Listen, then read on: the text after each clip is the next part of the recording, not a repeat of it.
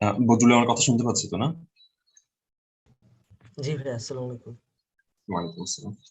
তো শুরু করতেছি আমরা হচ্ছে ইলেকট্রোড পটেনশিয়াল দিয়ে, তড়িৎদ্বার বিভব যেটাকে বলে। ইলেকট্রোড পটেনশিয়াল জিনিসটা কি, তার আগে আগে দুইটা জিনিস বুঝবো।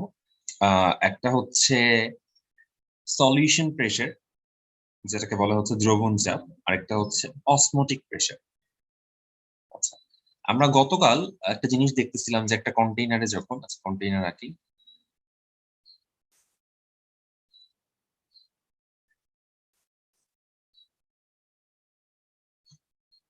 হোয়াইট বোর্ডে চলে যাই।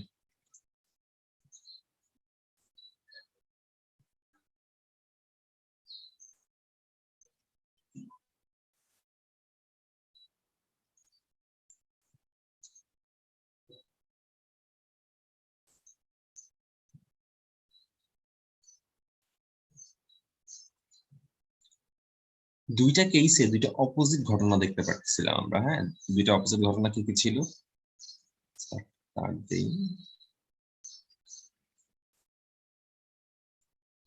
এই, আচ্ছা, তো জিঙ্কের বেলা রিয়াকশনটা ছিল এমন, জিঙ্ক কনভার্টেড হয়ে যাচ্ছিল জিঙ্ক 2+ প্লাস 2 ইলেকট্রন মাইনাসে।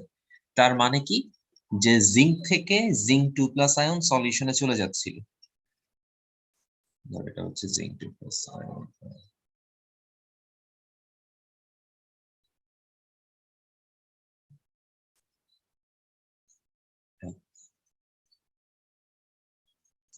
আচ্ছা, আর কপারের কেসটা কেমন ছিল? কপারে দেখতেছিলাম হচ্ছে সলিউশন থেকে কপার 2+ আয়ন এখানে যাচ্ছিল এবং রিয়াকশনটা ছিল এমন, কপার 2+ 2 ইলেকট্রন গ্রহণ গ্রহণ হচ্ছিল কপার। এখানে ছিল কপারেরই কোনো একটা সলিউশন।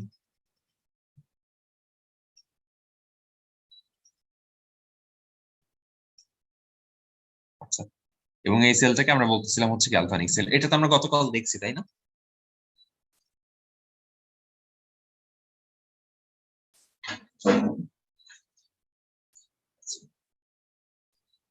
এখন দুইটা ঘটনা যে ঘটতেছে, হ্যাঁ আসলে কেন দুইটা অপোজিট ঘটনা ঘটতেছে?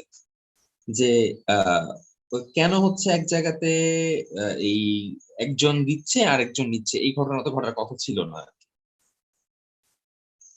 তো এই ঘটনাটা এক্সপ্লেন করবে হচ্ছে দুইটা টার্ম, একটাকে বলা হচ্ছে সলিউশন প্রেসার,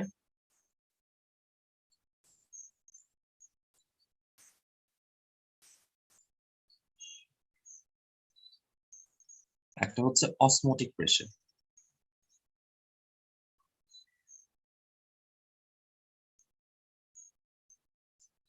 আচ্ছা, তো অলওয়েজই কিন্তু ইলেকট্রোড থেকে এখানে কিন্তু এমন না যে ব্যাপারটা শুধুমাত্র এখান থেকে এখানে জিঙ্ক 2+ আসতে চায়, অথবা এখানে কিন্তু দুইটাই ট্রু। এখান থেকে যেমন এই ইলেকট্রোড থেকে সলিউশনে যেমন জিঙ্ক 2+ আয়ন আসতে চায়, সিমিলারলি জিঙ্ক 2+ও কিন্তু চায় দুইটা ইলেকট্রন সামহাও গ্রহণ করে ইলেকট্রোডে আসতে। দুইটা ঘটনায় কিন্তু এখানে দুইটা ইচ্ছাই কিন্তু আছে, দুইটা প্রবণতাই আছে।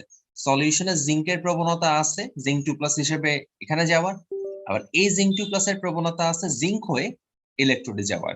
কিন্তু এই প্রবণতাটা বেশি।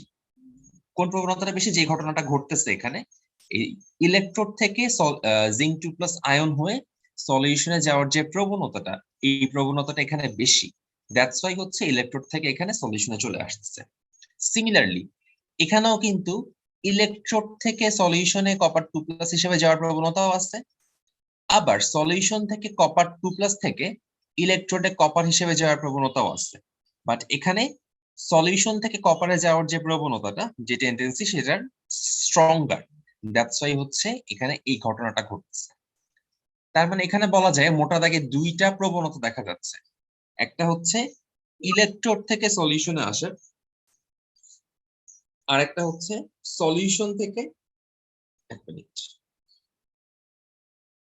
একটা হচ্ছে সলিউশনে আসেন আর একটা হচ্ছে সলিউশন থেকে ইলেকট্রোডে যাওয়ার। এই যে ইলেকট্রোড থেকে সলিউশনে যাওয়ার যে প্রবণতা, এটাকে বলা হয় সলিউশন প্রেসার। ইলেকট্রোড থেকে সলিউশনে যাওয়ার যে প্রবণতা, সেটাকে বলা হচ্ছে সলিউশন প্রেসার।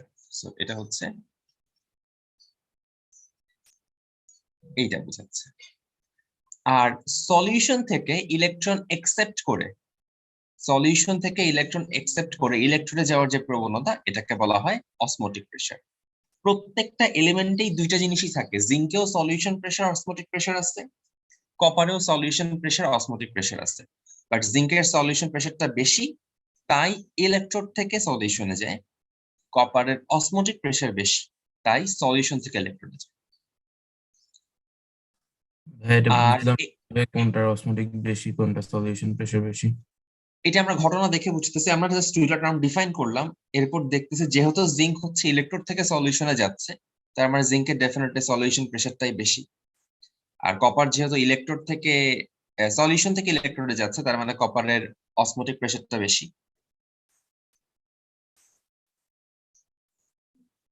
আচ্ছা, এবার আরেকটা কথা, যাদের সলিউশন প্রেসার বেশি, সে দুইটাকে যখন আমি তার দিয়ে কানেক্ট করব, এই দুইটার মধ্যে যার সলিউশন প্রেসারটা বেশি সে হচ্ছে কাজ করবে অ্যানোড গ্রুপে।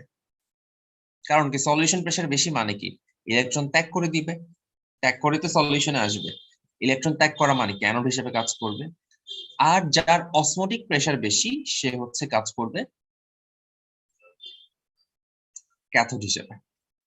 সলিউশন প্রেসার বেশি হইলে অ্যানোড, অসমোটিক প্রেসার বেশি হইলে কাজ করবে হচ্ছে ক্যাথোড হিসেবে।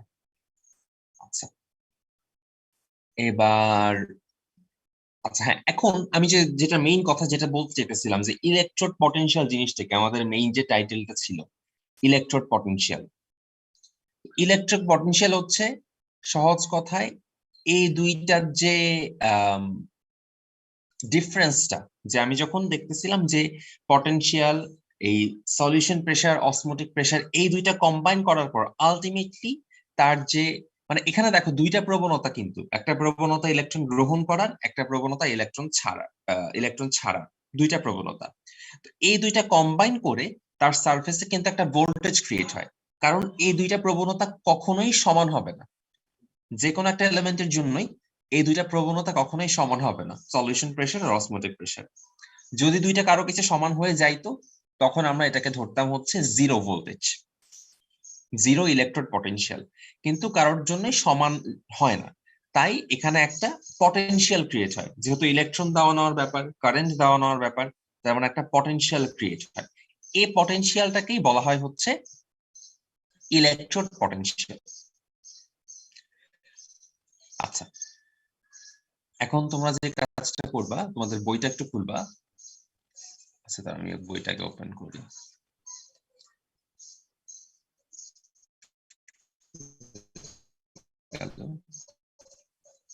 এই যে ইলেকট্রোড পটেনশিয়াল পয়েন্টটা খুঁজে পাওয়া যায় কিনা দেখো তো, 4.7.2।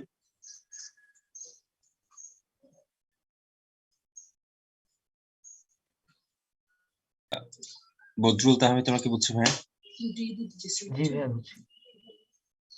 আচ্ছা, সেটা দেখাতে যাচ্ছিলাম, স্লাইডটা করে গেল।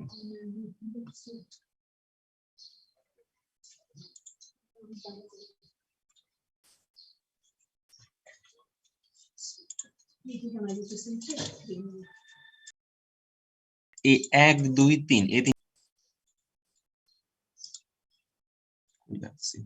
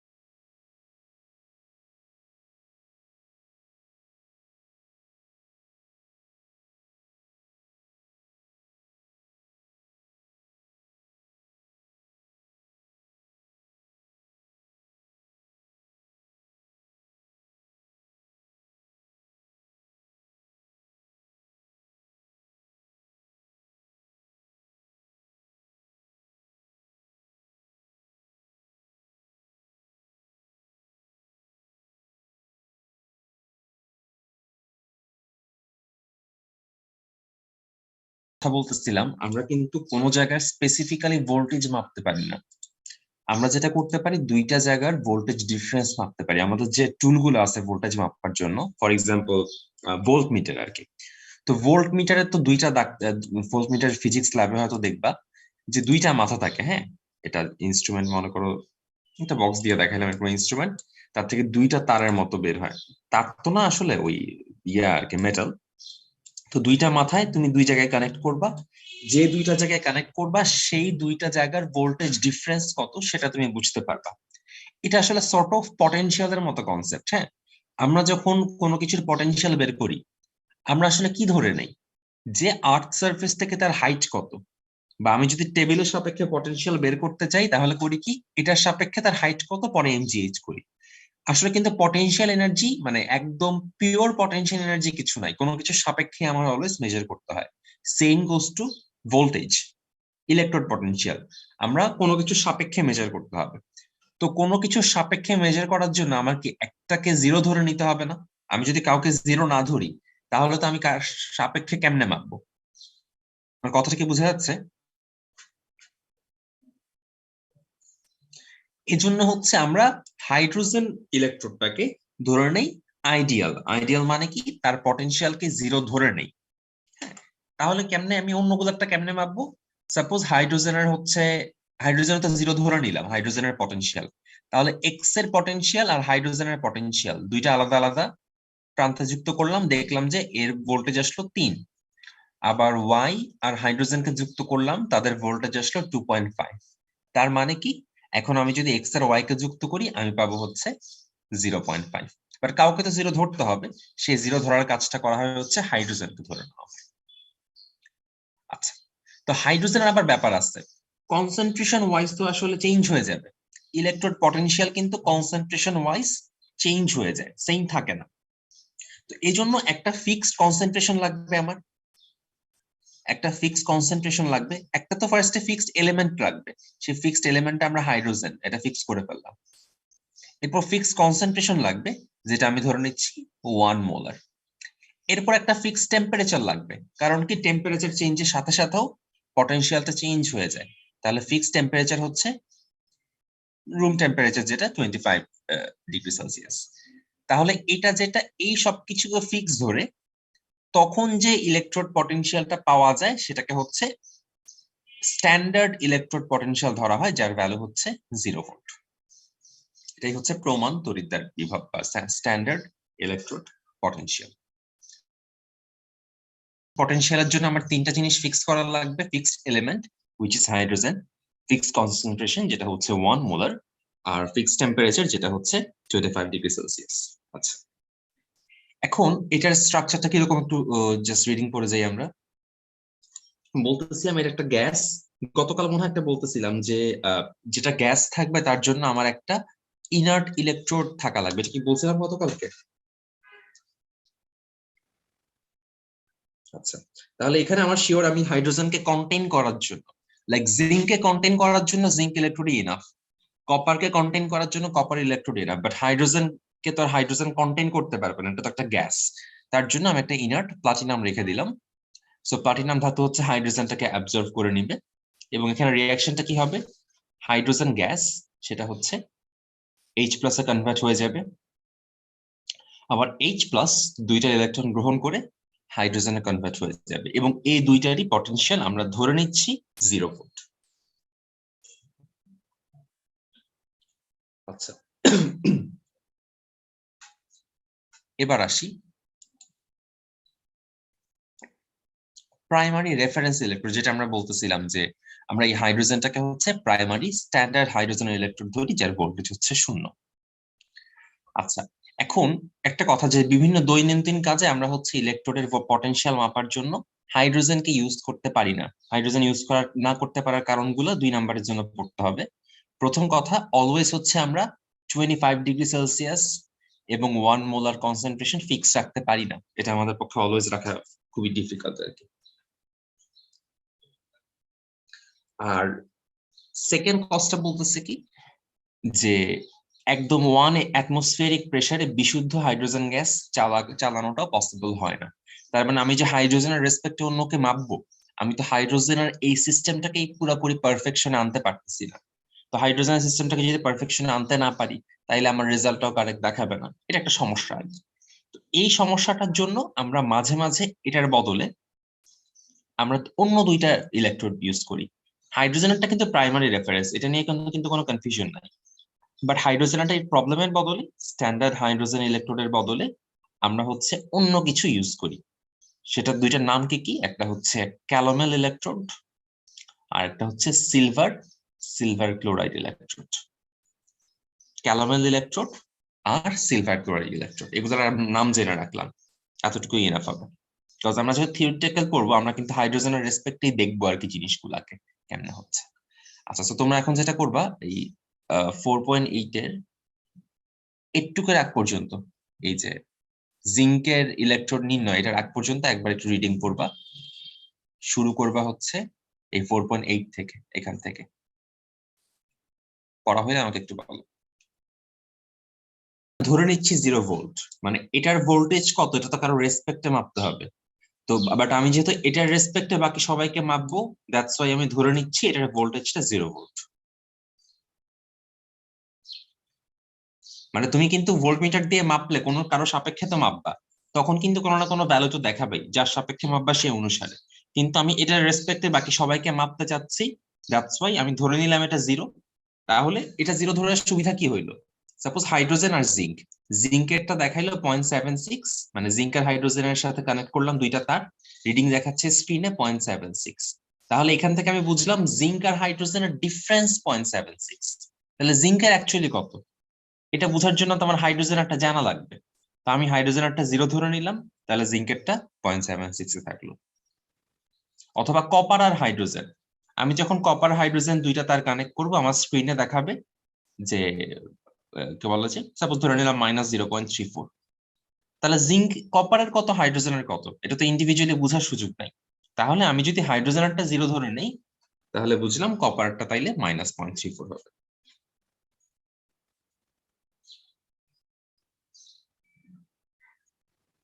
কথাটা বললাম ওইটাই যে আমরা এখন বিভিন্ন মানে আমি একটা মেকানিজম দেখাচ্ছি, আমাদের এটা মাপা লাগবে না কোনো জায়গাতে, জাস্ট আমরা একটু পর সবগুলোর পটেনশিয়াল দেখবো। হ্যাঁ, এই যে যেমন এই যে দেখেন লিস্ট আছে, প্রত্যেকটা এলিমেন্টের ইলেকট্রিক পটেনশিয়ালের ভ্যালু দিয়ে দেওয়া আছে এখানে। তো এই পটেনশিয়ালটা কেমনে মাপছি তার একটা এক্সাম্পল তোমাকে, মানে প্রত্যেকটাই তো আমরা দেখবো না, জাস্ট দুই একটা দেখবো যে কেমনে মাপা হয়েছে আসলে এই পটেনশিয়াল গুলা। তোমাদের এই ভ্যালু মুখস্থ করা লাগবে না, ভ্যালু কোশ্চেনে গিভেনই থাকবে মোস্ট অফ দ্য কেস। তো কেমনে মাপা হয়েছে তার একটা এক্সাম্পল। তাহলে এখানে দেখো আমি এটা কেমনে মাপবো, খুব স্বাভাবিক কথা যে এখানে একটা জিঙ্ক কন্টেইনার, এখানে একটা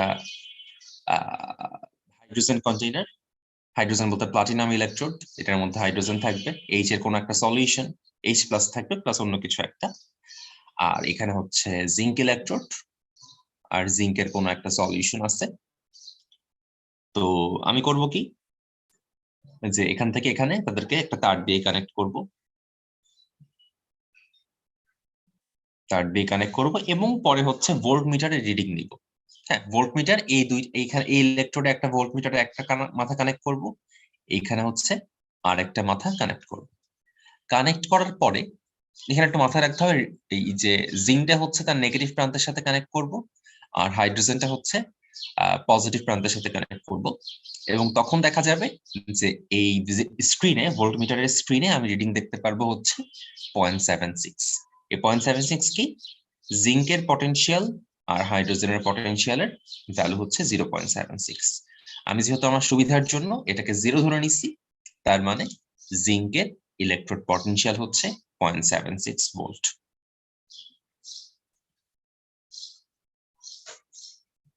এই হচ্ছে ব্যাপার। এই তো, এখানে তার তেমন কিছু বলার নেই।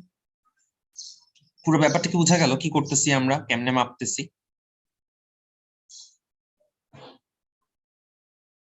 এবং এটা সেল রিপ্রেজেন্টেশন দেখো, জিঙ্ক থেকে জিঙ্ক 2+ এ কনভার্ট হচ্ছে আর হাইড্রোজেন প্লাস থেকে হাইড্রোজেনে কনভার্ট হচ্ছে, প্রেসার 1 অ্যাটমসফিয়ারিক এবং প্লাটিনাম ইলেকট্রোড ইউজ করা হচ্ছে। এটা কি সবার কাছে ক্লিয়ার?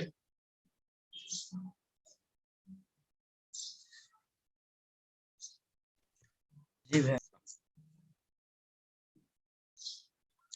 এবার সেম ব্যাপার, আমি এখন কপারটা মাপতে চাচ্ছি, তাহলে কি করলাম, কপারকে হচ্ছে আমি ভোল্টমিটার একটা মাথায় কানেক্ট করলাম, হাইড্রোজেনকে একটা মাথায় কানেক্ট করলাম, আমি ভোল্টমিটারের স্ক্রিনে দেখতে পাইলাম 0.34 ভোল্ট, তার মানে হচ্ছে এখানে কপারের লেয়ারটা হচ্ছে 0.34 ভোল্ট।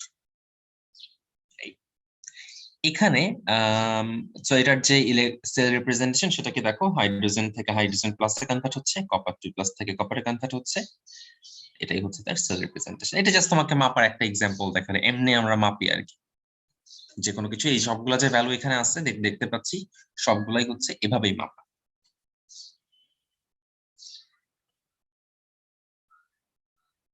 কনফিউশন নাই তো, তাই না?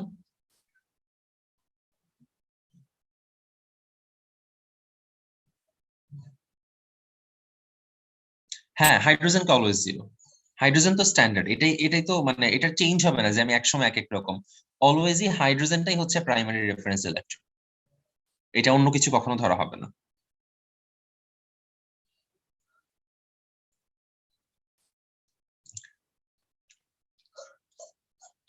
আচ্ছা, এবার হচ্ছে প্রত্যেকটা আমরা এইভাবে মেপে মেপে এই ভ্যালু গুলা রাখছি আর কি। তো আমরা যখন ম্যাথ করব আমরা এই ভ্যালু, এই টেবিলটা থেকে, এই চার্টটা থেকে ভ্যালু গুলা দেখে ম্যাথ গুলা করার চেষ্টা করব।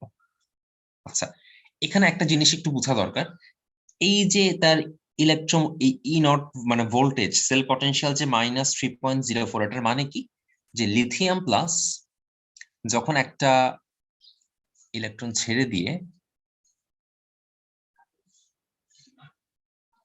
সরি ইলেকট্রন ছেড়ে তো না, গ্রহণ করে, লিথিয়াম প্লাস একটা ইলেকট্রন গ্রহণ করে যখন লিথিয়ামে কনভার্ট হয় তখন তার পটেনশিয়াল হচ্ছে -3.04। তার মানে কি, যদি উল্টা ঘটনা ঘটে, লিথিয়াম যদি একটা ইলেকট্রন ছেড়ে দিয়ে লিথিয়াম প্লাসে কনভার্ট হয়, তখন তার সেল পটেনশিয়ালটা কিন্তু +3.04 হয়ে যাবে। এটা কি বোঝা গেল?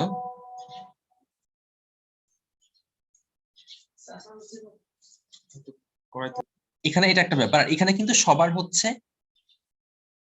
রিডাকশন পটেনশিয়াল দিয়ে দেওয়া। তার মানে কি, আমি ঘটনাগুলো আবার লিখি, এই যে প্রথম যে কেসটা, এটা কিন্তু ছিল রিডাকশন, তাই না? এটা তো বুঝতেই পারতেছে, ইলেকট্রন অ্যাকসেপ্ট করতেছে, তো এখানে তো রিডাকশনের কথাই বলে দেওয়া। সো -3.04 হচ্ছে তার রিডাকশন পটেনশিয়াল। আর এই ঘটনাটা কি, অক্সিডেশন, এবং এটার জন্য ই নট সেল কত হবে, +3.04। এই +3.04 হচ্ছে তার অক্সিডেশন পটেনশিয়াল। এটাকে বুঝছো নাকি আরেকবার বলবো?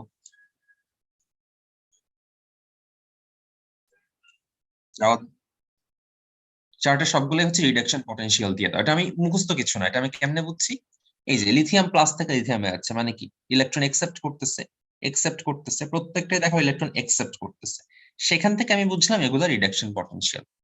এখন যদি সবগুলো উল্টায় দেয়, যে লিথিয়াম থেকে লিথিয়াম প্লাস, পটাশিয়াম থেকে পটাশিয়াম প্লাস, তাহলে কি বুঝতাম এগুলো সব অক্সিডেশন পটেনশিয়াল। তোমাকে কোশ্চেনে যেভাবে দেওয়া থাকবে, কোশ্চেনে রিডাকশন পটেনশিয়ালও দেওয়া থাকতে পারে, অক্সিডেশন পটেনশিয়ালও দেওয়া থাকতে পারে, তোমার এটা দেখে বুঝতে হবে কোন পটেনশিয়ালটা দেওয়া। বুঝছো তো না? ওকে,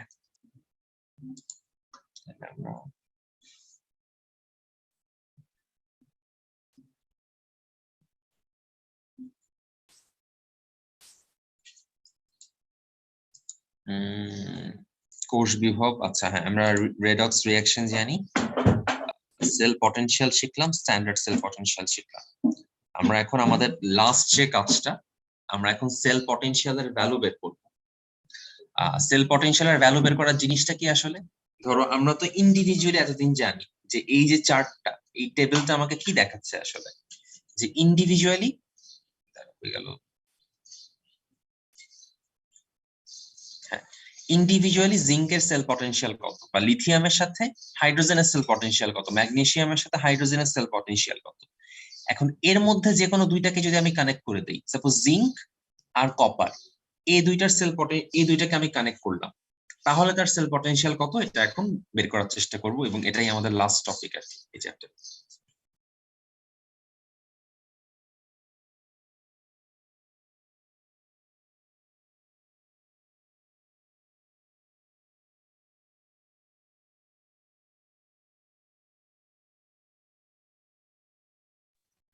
আচ্ছা, আচ্ছা আমি একটু স্লাইডে চলে যাই এখন।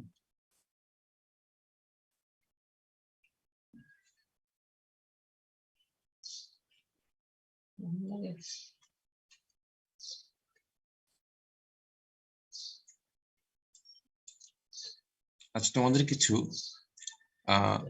সেল রিপ্রেজেন্টেশন লিখতে দিই, তোমরা এখন লিখবা সেল রিপ্রেজেন্টেশন গুলা। এই তিনটে একটু লেখো, লেখা হইলে আমাকে বলো প্রেজেন্টেশনটা করবা, বা ফুলটা দেখে এই তিনটে লেখো সবগুলোতেই। হ্যাঁ যদি কিছু না বলে দেয় তুমি সলভেজ ধরে নিবা যে আছে, সলভেজ থাকাটাই আসলে উচিত আর কি, নাহলে রিঅ্যাকশনটা থেমে যায় একটু পর।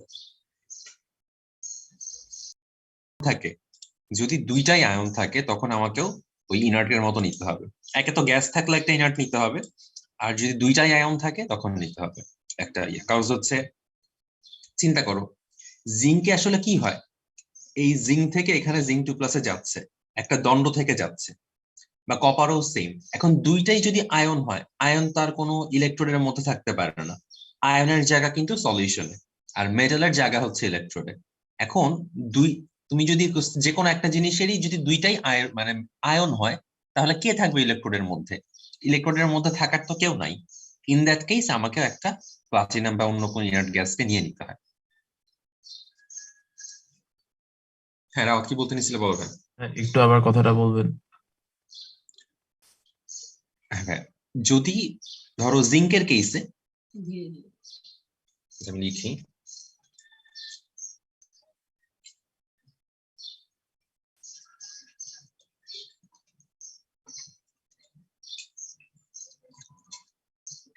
এখানে কি হচ্ছে, জিঙ্ক মেটালটা ছিল ইলেকট্রোডে, সেটা দুইটা ইলেকট্রন ত্যাগ করে সলিউশনে চলে আসলো, সেটা হচ্ছে জিঙ্ক 2+। আচ্ছা কপারের কেসটা দেখি।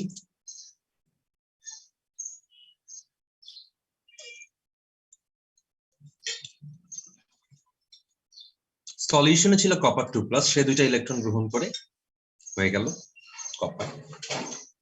বাট আয়রন কি করবে?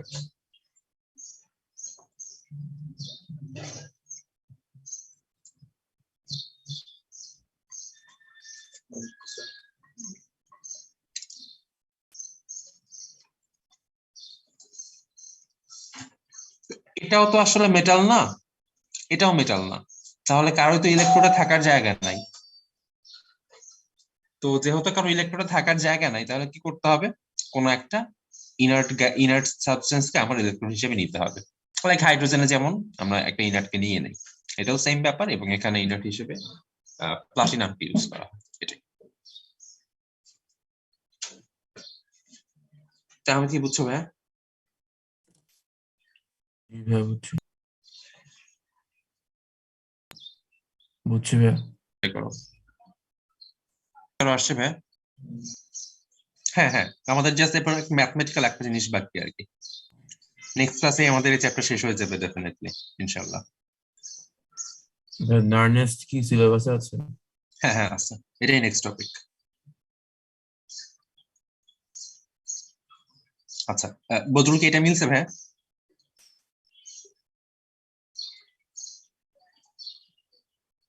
এটা তো মিলছে মনে হয় না? হ্যাঁ ভাইয়া। জি ভাইয়া। আচ্ছা এখন সেকেন্ডটায় দেখো, এটা একটু অন্যরকম। H2HCl Cl2, হ্যাঁ এটা ধরো এভাবে যদি লিখতে তাহলে তোমাদের কোনো প্রবলেম হইতো না, H2 থেকে H+,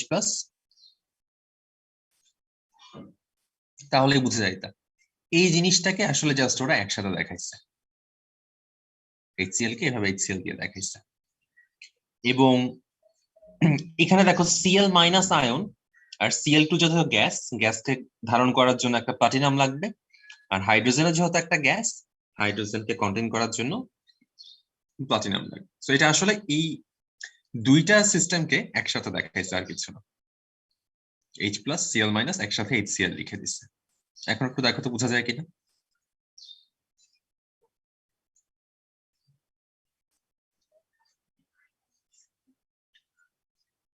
থেকে গড়িয়ে যাচ্ছে, ইলেকট্রন অ্যাকসেপ্ট করতেছে এবং HCl। আমি কি বুঝছো ভাইয়া?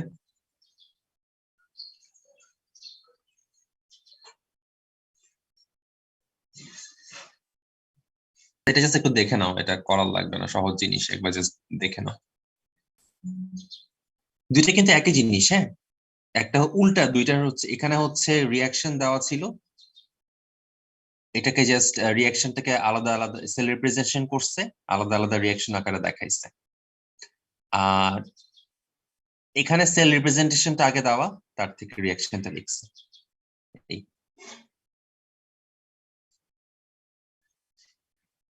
তখন এখানে তো কপার সালফেট আছে, সালফেট পার্টটাকে তুমি লিখার দরকার নাই যখন তুমি অক্সিডেশন হাফ রিডাকশন হাফ লিখবা, কজ সালফেট তো আসলে এখানে মোর অফ স্পেকটেটর আয়ন, তার তো কোনো কাজ নাই, সে কিন্তু ইলেকট্রন গ্রহণ বা ত্যাগ করতেছে না কিছু।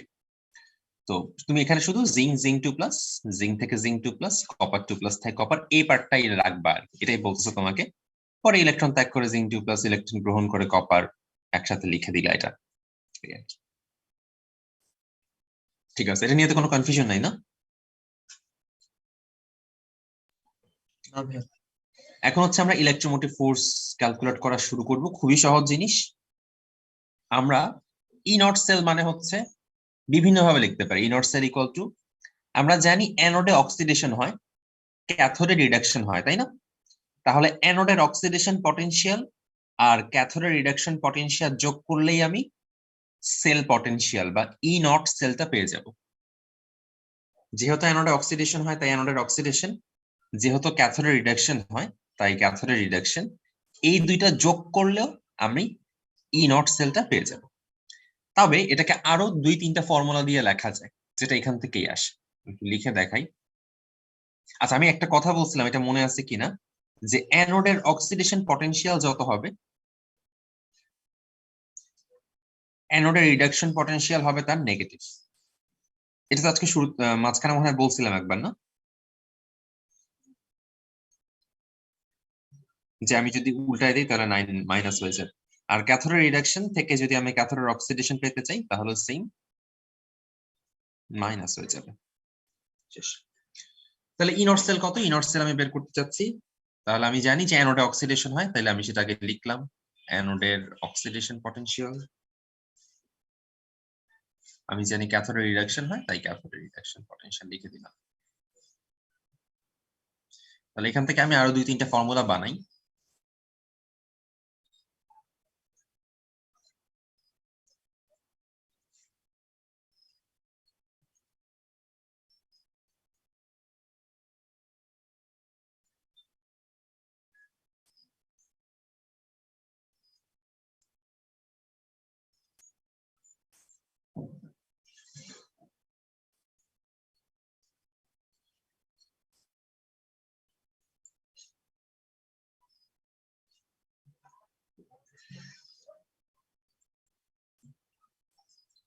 দেখো তো প্রথমটা থেকে 4টা কিভাবে আসলো, এটা বোঝা যাচ্ছে কিনা? একটু একটু লিখে রাখো বা স্ক্রিনশট নিয়ে রাখো, এটা দিয়ে আমরা ইউজ করে এখন ম্যাথ করব। এটা রাখো, আর হচ্ছে এটা দেখাচ্ছি, ওই 4টা করি। না না না, মুখস্থ রাখা লাগবে না, কোশ্চেনে দেওয়া থাকবে। শুধু জিঙ্ক আর কপারেরটা বেশি কমন, জিঙ্কের 0.76, কপারের -0.34, এই দুইটা মুখস্থ রাখো। আদার দেন দ্যাট বাকিগুলা যদি দিয়ে দেওয়া থাকবে, কোনো সমস্যা নেই। এটা একটা স্ক্রিনশট নিয়ে নাও, বারবার যাতে পেজে না উল্টাইতে হয়। আমরা এটা ইউজ করে এখন ম্যাথ করবো। জিঙ্ক আর কপার মানে এই দুটো বেশি কমনলি ইউজ তো গ্যালভানিক সেলে, এই জন্য। জিঙ্কের 0.76, কপারের 0.34, প্লাস একটাতে প্লাস একটাতে মাইনাস। এটা খালি একটু মুখস্থ রাখো, বাকিগুলা না করলেও চলবে। আচ্ছা, ম্যাথে চলে যাচ্ছি।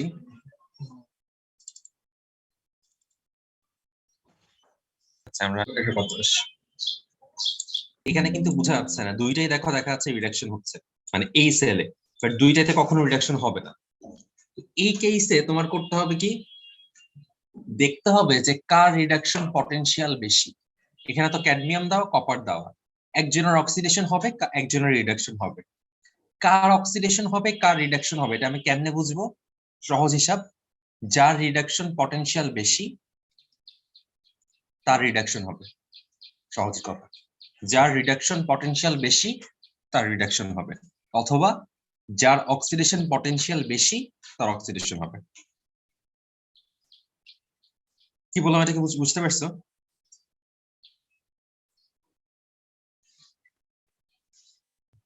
আচ্ছা, এখন এটার সেল পটেনশিয়াল বের করা ট্রাই করো। ফার্স্টে কোষটা লিখবা, রিঅ্যাকশন লিখবা, মানে সেল রিপ্রেজেন্টেশন ফার্স্ট কথা, সেল রিপ্রেজেন্টেশন বা cell diagram, secondly cell reaction, thirdly cell potential. তিনটা জিনিস করবা। তো প্রথমে হচ্ছে আমরা ইয়াতে চলে যাব, মানে বুঝার জন্য যে এখানে আসলে পসিবল রিঅ্যাকশন কি কি হইতে পারে। আমি এটা একটু লিখি আগে। পসিবল রিঅ্যাকশন জাস্ট দুইটা হইতে পারে, যে এমন যে ক্যাডমিয়াম 2+ থেকে ক্যাডমিয়াম আর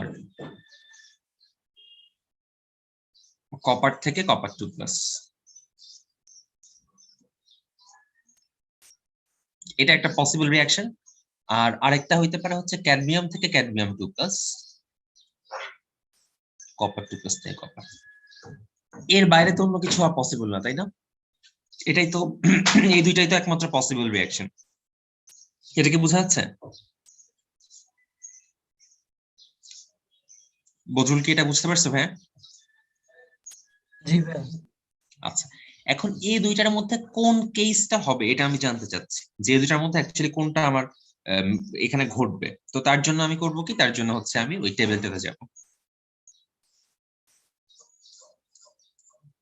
তো টেবিল থেকে দেখতেছি কি যে ক্যাডমিয়ামের -0.4 আর কপারের হচ্ছে +0.34। যেহেতু কপারেরটা বেশি, প্লাস ভ্যালু অবশ্যই এটার চেয়ে বেশি হবে, তার মানে এখানে কপারের হবে রিডাকশন, কপারের হবে হচ্ছে রিডাকশন, আর ক্যাডমিয়ামের হবে অক্সিডেশন। এটা কি, এই পার্টটুকু কি বুঝতে পারছো? এই টেবিল থেকে এটা কিভাবে বের করলাম?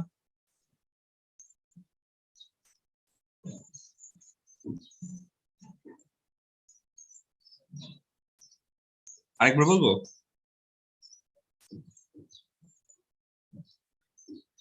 বদরুল বুঝতে পারছো ভাইয়া?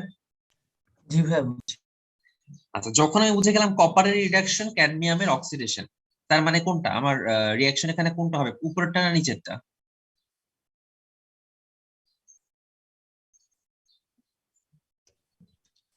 নিচেরটা। নিচেরটা এক্সাক্ট। না, নিচেরটা, ক্যাডমিয়াম অক্সিডেশন কপার রিডাকশন। তাহলে কি বুঝছো ভাইয়া? তাহলে কি আসো? মাইক্রোফোনের প্রবলেম হলে চ্যাটে লিখে দিও।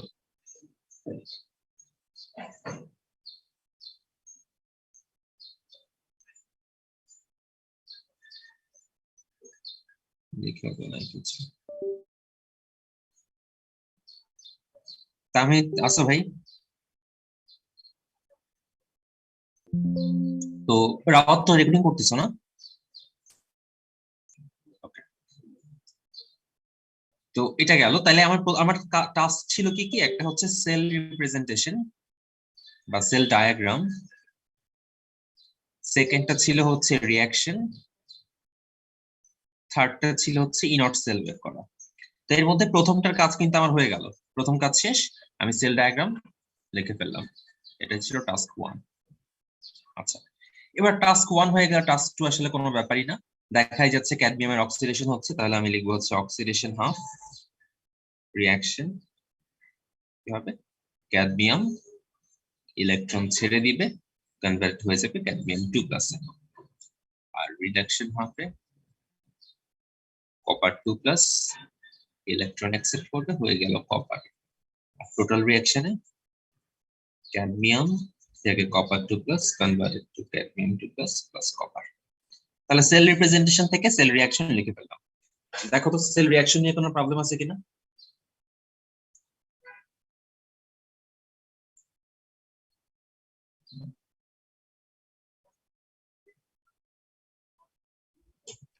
না ভাইয়া নেই। আচ্ছা, এবার থার্ড টাস্ক ছিল কি আমাদের, সেল পটেনশিয়াল বের করা বা ইনট সেল বের করা। সো ই নট সেল বের করতে চাই আমি। তো এখানে অ্যানোড কে আর ক্যাথোড কে? অ্যানোড কে হবে যার মধ্যে অক্সিডেশন হচ্ছে, তার মানে এটা হচ্ছে anode.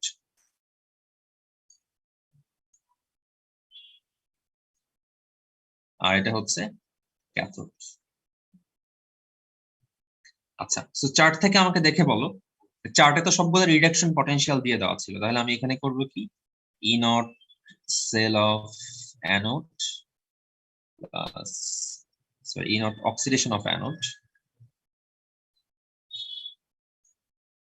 E naught reduction of cathode, যেটা মনে আছে এটা দিয়ে করলাম আমরা, ভালো কথা। তাহলে ক্যাথোডকে এখানে কপারের পটেনশিয়াল কত দিয়ে দেওয়া ছিল, রিডাকশন পটেনশিয়াল 0.34, এটা বসাই দিলাম। আচ্ছা, ক্যাডমিয়াম এটা আমার মুখস্থ নয়, ক্যাডমিয়ামের ভ্যালুটা কত একটু চার্ট দেখে বলো তো, কোশ্চেনে কত দিয়ে দেওয়া, কোশ্চেনে না সরি টেবিলে 0.4।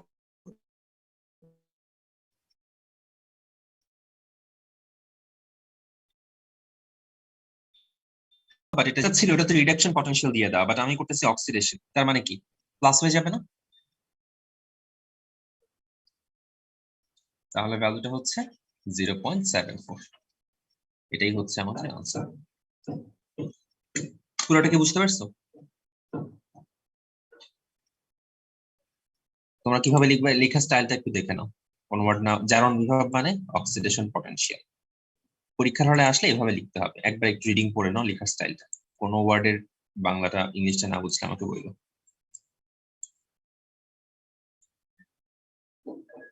কোশ্চেন, যে কারো পাত্রে কাউকে রাখা যাবে কি যাবে না, কারো পাত্রে কাউকে রাখা যাবে কি যাবে না, এটা হচ্ছে কোশ্চেনটা। তো কখন বুঝবো যে রাখা যাবে কখন যাবে না? যেমন কোশ্চেনটা দেখো, জিঙ্কের পাত্রে ApSO4 দ্রবণ রাখা যাবে কিনা, এটাই কোশ্চেন, আর কিছু নেই। তো তার জন্য যে একটু পটেনশিয়াল দিয়ে দাও। এখন কি হইতে পারে এখানে, আসলে রাখলে কি হইতে পারে আর রাখলে কি না হইতে পারে, এই কথাটা একটু চিন্তা করি। ধরো এখানে ApSO4 একটা জিঙ্কের পাত্র, এখানে আছে জিঙ্ক,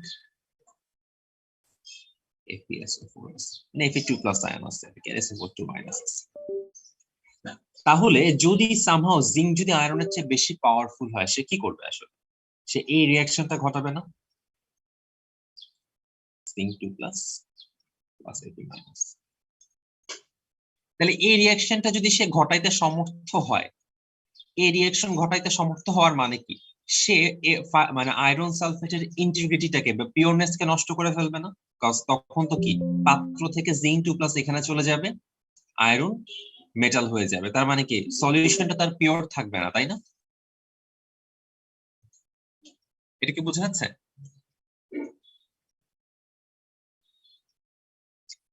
তার মানে যদি এই রিঅ্যাকশনটা হয়, ধরো আমি তাকে রেখে দিলাম, যদি এই রিঅ্যাকশনটা ঘটে তাহলে আমি এটা রাখতে পারবো না, বিকজ এই রিঅ্যাকশনটা ঘটা মানে আয়রন সালফেটের পিওরনেস নষ্ট হওয়া, যেটা আমি চাই না, তার মানে আমি তখন রাখতে পারবো না। আর যদি হয় এই যে রিঅ্যাকশনটা না ঘটে, যদি তাদেরকে একসাথে রাখলেও এই রিঅ্যাকশনটা না ঘটে, তাইলে কিন্তু আমার জিঙ্কের পাত্রে FeSO4 রাখতে সমস্যা নাই, বিকজ সে তো রিঅ্যাক্ট করতেছে না, আয়রন সালফেট তো পিওরই থাকতেছে। তো একটা রিঅ্যাকশন ঘটবে কি ঘটবে না এটা বোঝার মেকানিজম খুবই সিম্পল, আমরা সেই রিঅ্যাকশনটার সেল পটেনশিয়াল বের করব। EIL দেখতে একই রকম কেন? কোন একটা রিঅ্যাকশন ঘটবে কি ঘটবে না সেটার বোঝার উপায় হচ্ছে আমরা রিঅ্যাকশনটার সেল পটেনশিয়াল বের করব। যদি সেল পটেনশিয়াল গ্রেটার দেন 0 হয় তাহলে রিঅ্যাকশনটা ঘটবে, স্পন্টানিয়াসলি হবে, স্পন্টানিয়াস রিঅ্যাকশন, তার মানে রিঅ্যাকশনটা এমনিতেই ঘটবে। আর যদি কোনো একটা রিঅ্যাকশনের ই নট সেল লেস দেন 0 হয়, তার মানে সেটা হচ্ছে নন স্পন্টানিয়াস, তার মানে রিঅ্যাকশনটা নরমালি ঘটবে না, আনলেস আমি ব্যাটারি দিয়ে সাপ্লাই করতেছি, ওটা আলাদা কথা। নন স্পন্টানিয়াস মানে সে নরমালি রিঅ্যাকশনটা ঘটবে না। তাহলে এই প্রিন্সিপালটা মনে রাখলে কিন্তু আমরা যে কোনো প্রবলেম সলভ করতে পারবো। এই টাইপ রিলেটেড পাত্রে রাখা যাবে কি যাবে না, কারণটা কি, এবার এই ম্যাথটা করার চেষ্টা করি। একটু যদি এই আমি, স্পন্টেনিয়াস নন স্পন্টেনিয়াস আবার বলবেন? হ্যাঁ ভাই, যদি ই নট সেল গ্রেটার দেন 0 হয় তাহলে রিঅ্যাকশনটা হচ্ছে স্পন্টানিয়াস, তার মানে নরমালি ঘটবে। আর যদি ই নট সেল লেস দেন 0 হয় তার মানে নন স্পন্টেনিয়াস, তার মানে রিঅ্যাকশনটা ঘটবে না নিচে থেকে। আমি কিন্তু ব্যাটারি দিয়ে কানেক্ট করে যে কোনো রিঅ্যাকশনই ঘটাইতে পারি, ওইটা তো আলাদা কথা। বাট স্পন্টেনিয়াস নন স্পন্টেনিয়াস মানে নরমালি তার দিয়ে কানেক্ট করে দিলাম, তখন রিঅ্যাকশনটা ঘটবে কি ঘটবে না, বা তাদেরকে পাশাপাশি কন্টাক্টে আনলাম, তখন রিঅ্যাকশনটা ঘটবে কি ঘটবে না, এটাই আসলে স্পন্টেনিয়াস আর নন স্পন্টেনিয়াস ইন্ডিকেট করে। একটা এক্সাম্পল দিই তাহলে বুঝতে আরো সুবিধা হবে হোপফুলি। তো এখানে কোশ্চেন হচ্ছে কি, জিঙ্কের পাত্রে FeSO4 রাখা যাবে কি যাবে না। তো এখন আমি দেখবো যে কি রিঅ্যাকশন হইতে পারে আসলে জিঙ্কের পাত্রে FeSO4 রাখলে এই রিঅ্যাকশনটা হইতে পারে। তাহলে আমার কাজ কি এখন এই রিঅ্যাকশনটা ই নট সেল বের করা। তো এই রিঅ্যাকশনের ই নট সেলটা কত হবে, জিঙ্কের অক্সিডেশন পটেনশিয়াল 0.76 আর আয়রনের রিডাকশন পটেনশিয়াল হচ্ছে -0., তাহলে এখানে ভ্যালু আসবে 32। এই ভ্যালুটা পজিটিভ, তার মানে আমি যদি এদেরকে রাখি তাহলে কিন্তু জিঙ্কটা অক্সিডাইজ হয়ে যাবে আর আয়রনটা রিডিউস হয়ে যাবে। কেমনে বুঝলাম, বিকজ ই নট সেলটা গ্রেটার দেন 0, তার মানে এটা একটা স্পন্টেনিয়াস রিঅ্যাকশন। যেহেতু এটা স্পন্টেনিয়াস, তার মানে জিঙ্ক যেহেতু Fe কে রিপ্লেস করে ফেলবে, তার মানে রাখা যাবে না। এটা কি বুঝতে পারছো নাকি আরেকবার বলবো? হ্যাঁ, স্পন্টেনিয়াস হলে কি রাখা যাবে না? না, স্পন্টেনিয়াস হলে রাখা যাবে না। বিকজ স্পন্টেনিয়াস হওয়া মানে কি, যে জিঙ্ক অটোমেটিক্যালি Fe কে সব রিপ্লেস করে ফেলবে। আমরা তো চাচ্ছি না সেটা। রিপ্লেস করা মানে কি, এটার পিওরনেস নষ্ট হয়ে যাওয়া, যেটা আমি চাচ্ছি না। এই জন্য জিঙ্কের পাত্রে আমি FeSO4 এর সলিউশনকে রাখতে পারবো না, সেটা অ্যাকচুয়ালি জিঙ্ক সালফেটে কনভার্ট হয়ে যাবে।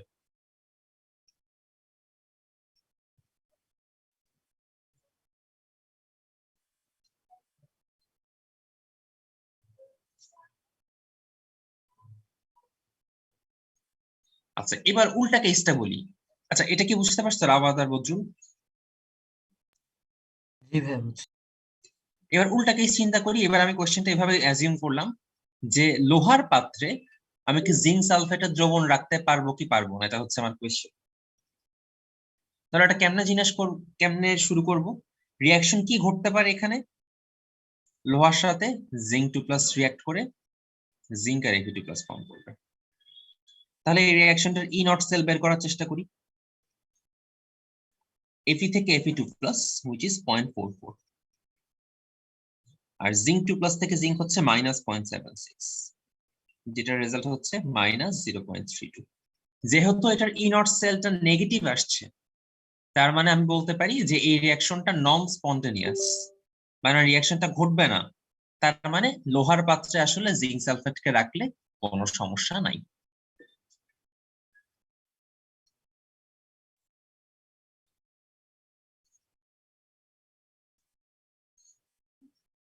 রাখা যাবে কি যাবে না।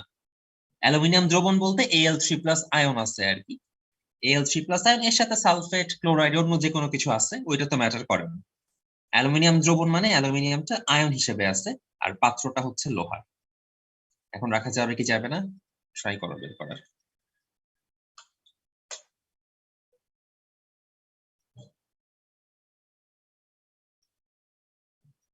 অল্প জিনিসই বাকি আছে, সো নেক্সট দিনের ইনশাআল্লাহ সিলেবাস চ্যাপ্টার শেষ হয়ে যাবে, তারপর বই থেকে আরেকবার রিভিউ দিলাম টপিক ওয়াইজ যে কি কি হচ্ছে।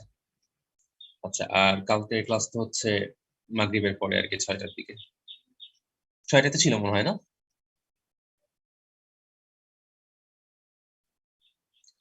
ও আচ্ছা, আমি গত, হ্যাঁ হ্যাঁ সরি, আমি গত সপ্তাহে বলে ফেলছিলাম তোমাদের